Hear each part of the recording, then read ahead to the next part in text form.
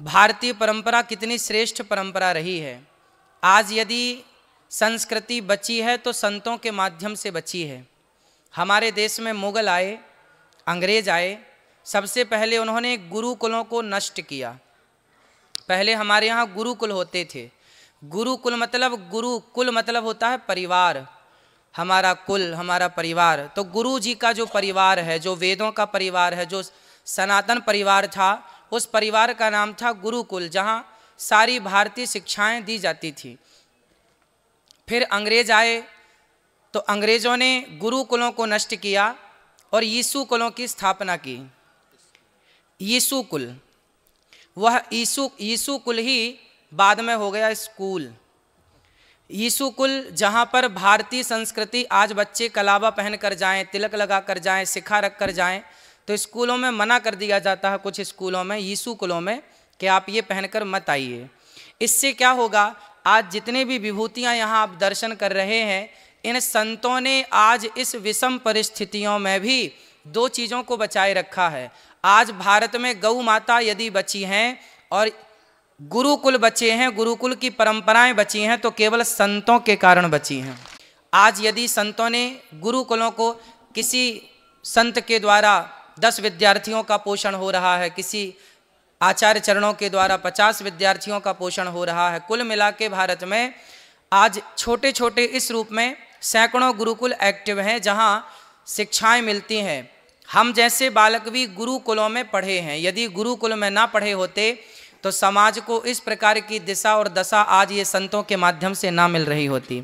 ये संत जितने आप देखते हैं, ये संत कहीं ना कहीं गुरुकुलों से ही जुड़े हैं, गुरुकुलों से ही, गुरुकुलों की परंपरा से ही पले बढ़े हैं और वही परंपरा आगे बढ़ा रहे हैं, क्योंकि यही भारतीय परंपरा है।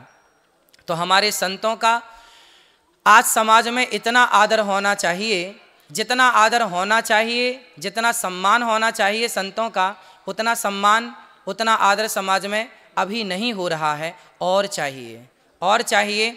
जो गुटखा बेचने वाले हैं, दाने दाने में केसर का दम, जो गुटखा बेचने वाले हैं, उन्हें तो समाज ने सुपर डुपर स्टार बना रखा है। पर जो गौ माता की सेवा करने वाले हैं, जो ये बताते हैं कि मातृदेवो भव पितृदेवो भव, जो माता पिता की सेवा का मंत्र देते हैं, उन संतों को आज समाज में कई लोगों के द्वारा अपमान किया जाता है, कठोर शब्दों का प्रयोग किया जाता है। संतों की संस्कृति, संतों का जो, हमारे स्वामी श्री कृपात्री जी महाराज जी का एक वाक्य हमने संतों से ही सुना। उन्होंने कहा, गौ हत्या के लिए उन्होंने खूब आंदोलन किया, गौ हत्या बंद हो इसके लिए। अंत में क्या हुआ कि उन्हें गोली भी लगी, हल्की सी स्पर्श करके निकल गई, और जेल में भी स्वामी श्री कृपात्री जी महाराज जी को रहना पड़ा। तो किसी ने कहा स्वामी श्री कृपात्री जी से कि आप अब ये आंदोलन बंद कर दीजिए, क्योंकि आपकी कोई सुन नहीं रहा है और गौ हत्या बंद होने की स्थिति नज़र नहीं आ रही है, आप बंद कर दीजिए ये आंदोलन। तब स्वामी श्री कृपात्री जी ने कहा कि सुनो, एक नदी में एक केवट सब यात्रियों को नाव में बिठाकर पार लगा रहा था कि तभी उनकी नाव बीच भंवर में फंस गई। और जब बीच भंवर में फंसी, गंगा का किनारा था, जब नाव बीच में पहुंची तो डूबने की स्थिति आई। डगमग डगमग नाव जब डोली तो केवट ने बहुत संभालने का प्रयास किया नाव को, पर केवट से नाव संभली नहीं, और सारे यात्री को छोड़कर वो केवट अपनी रक्षा करने के लिए अपना प्रयास छोड़ करके वो नदी में कूद गया। संयोग से वो सारे यात्री भी डूब करके मर गए और वो केवट भी बच नहीं पाया, वो भी मर गया। वो तो भगवत धाम चले गए, पर जो केवट था उसे यमराज जी ने कहा कि तुम्हें नरक जाना पड़ेगा। केवट ने कहा कि हम नरक क्यों जाएं? बोले सब बैकुंठ जा रहे हैं, सब गंगा में डूबे हैं, तो हम भी तो गंगा में ही डूबे हैं, हम नरक क्यों जाएं? बोले आप नरक इसलिए जाएंगे क्योंकि यात्री तो आपके भरोसे बैठे थे, आप तो केवट थे, नाव चलाने वाले थे, आपके हाथ में पतवार थी, आपने प्रयास क्यों छोड़ दिया? आपने अंत समय तक प्रयास क्यों नहीं किया? आप खुद प्रयास छोड़ करके नदी में कूद गए कि मैं बच जाऊं। आपने प्रयास छोड़ दिया, इसलिए आपको नरक की यातनाएं मिलना निश्चित है। बस स्वामी श्री कृपात्री जी ने कहा कि हम भले पास हों फेल हों, हमें गौ हत्या में सफलता मिल जाए कि हम गौ हत्या बंद करा सकें, गौ माता को न्याय दिला सकें, हम पास हों फेल हों अलग विषय है, लेकिन हम आखिरी सांस तक प्रयास करते रहेंगे, क्योंकि सवाल हमसे पूछा जाएगा कि क्या आपने अंतिम सांस तक प्रयास किया। तो राम काज कीन्हे बिनु मोहि कहाँ विश्राम, हनुमान जी का ये जो मंत्र है, हनुमान जी जब लंका गए तो पर्वतराज ने कहा कि थोड़ा विश्राम कर लीजिए। हनुमान जी ने कहा नहीं, जब तक राम जी का कार्य सिद्ध नहीं हो जाता, पूरा नहीं हो जाता, तब तक मैं विश्राम नहीं कर सकता। तो हमें आज 2 कार्य करने चाहिए।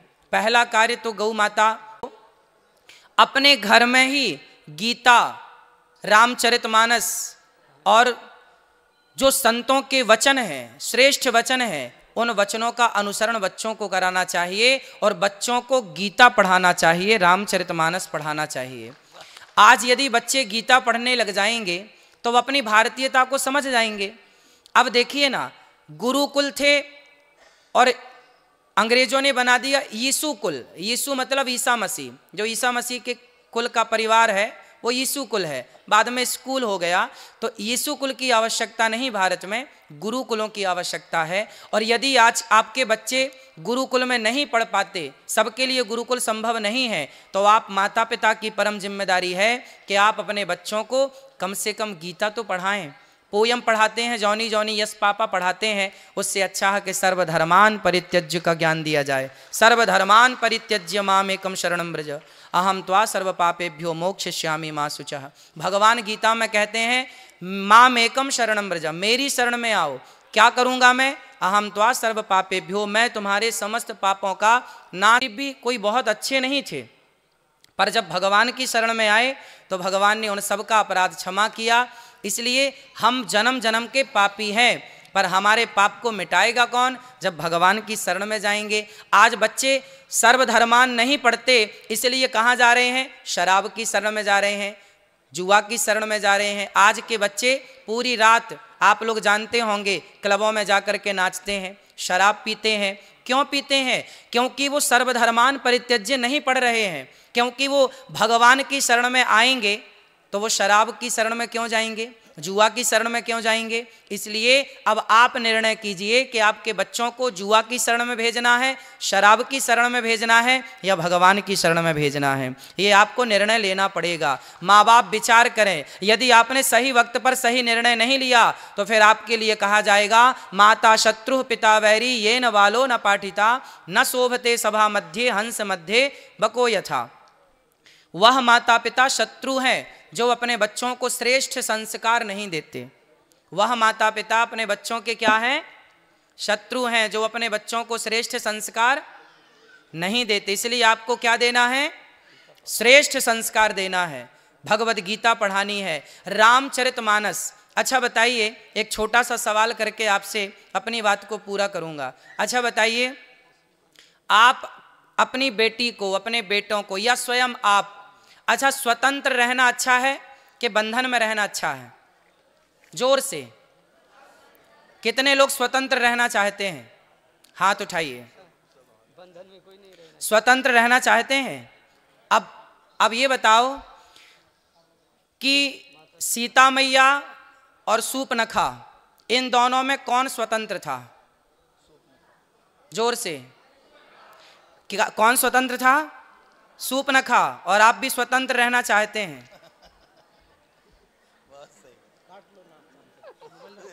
स्वतंत्र थी शूर्पणखा, सीता मैया स्वतंत्र थी क्या?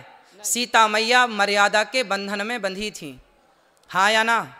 रावण और राम दोनों में कौन स्वतंत्र था? रावण स्वतंत्र था, किसी की स्त्री को चुरा सकता था। क्या राम चुरा सकते थे? रावण स्वतंत्र था, राम बंधन में थे, मर्यादा का बंधन था। आज समाज यदि स्वतंत्र हो गई तो रावण और शूर्पणखा हो जाएगी, और मर्यादा के बंधन में बंध गई तो सीता और राम हो जाएंगे। इसलिए समाज को स्वतंत्रता नहीं, मर्यादाओं का बंधन चाहिए। क्या चाहिए? मर्यादाओं का। बेटी मर्यादा में रहे, बेटा शराब पीना ये स्वतंत्रता है या नहीं? स्वतंत्रता है, तब तो आपका बेटा शराब पी रहे है, गांजा पी रहा है, गलत काम कर रहा है।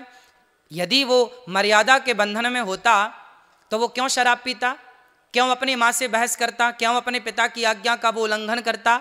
इसलिए राम जी स्वतंत्र नहीं थे, माँ बाप की आज्ञा मानी। राम की जय जयकार करने से कल्याण नहीं होगा, राम के आदर्शों को, राम के चरित्र को जीवन में उतारने से कल्याण होगा। इसलिए राम के जीवन को जीवन में उतारना है। और वो उतारना क्या है? राम जी ने 4 प्रकार के धर्म होते हैं, सामान्य, विशेष, विशेषतर, विशेषतम। सामान्य धर्म का पालन भगवान राम ने किया। मातृ देवो भव, पितृ देवो भव, माता पिता गुरु आचार्य अतिथि सबकी सेवा राम जी ने करके दिखाई। विशेष धर्म श्री लक्ष्मण जी का धर्म है, विशेष धर्म है, जो अपने पिता की आज्ञा का भी पालन नहीं करते पर प्रभु को छोड़ते नहीं। अच्छा, भगवान आए और आपसे कहें कि अच्छा मुझे छोड़ दो, तो क्या आप भगवान की ये बात मान लेंगे? भगवान की भी हम ये बात नहीं मानेंगे। हम सब कुछ छोड़ सकते हैं। माता रामो मत पिता रामचंद्र, स्वामी रामो मत सखा रामचंद्र, सर्वस्वम में रामचंद्रो दयालुर, नान्यम जाने नहीं व जाने न जाने। राम ही हमारे सर्वस्व हैं, क्योंकि रामो विग्रहवान धर्म, राम ही धर्म है। इसलिए धर्म ना जाए, प्राण जाए पर धर्म ना जाए, प्राण जाए पर वचन मीन्स धर्म ना जाए। तो हम धर्म को नहीं छोड़ सकते। हमारे श्री लक्ष्मण जी ने क्या करके दिखाया? राम जी को नहीं छोड़ा, पिता को छोड़ दिया। लक्ष्मण जी ने पिता दशरथ जी को कठोर वचन कह दिए, मां को कठोर वचन कह दिए, पर राम को नहीं छोड़ा। धन्य है श्री भरत जी, विशेषतर धर्म जो राम की भी मानते हैं और राम को भी मानते हैं। और विशेषतम धर्म तो श्री शत्रुघ्न जी का है, जिन्होंने भगवान की सेवा नहीं की। दासानुदासो भवितास्मि भूया, इन्होंने भगवान के भक्त की सेवा की। इसलिए संतों की सेवा करना शत्रुघ्न जी का भाव है। राम से श्रेष्ठ आदर संतों में शत्रुघ्न जी का है, भरत जी से भी श्रेष्ठ आदर शत्रुघ्न जी का है। लक्ष्मण जी ने तो प्रभु की सेवा की, पर शत्रुघ्न जी ने प्रभु के भक्त की सेवा की। इसलिए संत कौन है? संत वही हैं जो आप और हम क्या करें? हम भगवान की सेवा तो कर नहीं सकते, तो हम इन भगवान के प्रेमी भक्तों की, संतों की सेवा कर लें तो हमें वही परम पद मिलेगा जो लक्ष्मण जी को मिला, जो भरत जी को मिला, जो श्रेष्ठ ऋषि मुनियों को प्राप्त होता है। इसलिए दासानुदासो भवितास्मि भूयः, दासों का भाव बनाकर हम प्रभु के दास हैं, इस भाव से हम संतों की सेवा करें, संतों की आज्ञा का पालन करें, ऐसे दिव्य संतों का दरस परस करें। आप सभी बड़भागी हैं, संतों का दरस कर रहे हैं, दरस परस कर रहे हैं। सभी संत चरणों में दास का कोटि कोटि नमन, कोटि कोटि नमन, कोटि कोटि वंदन।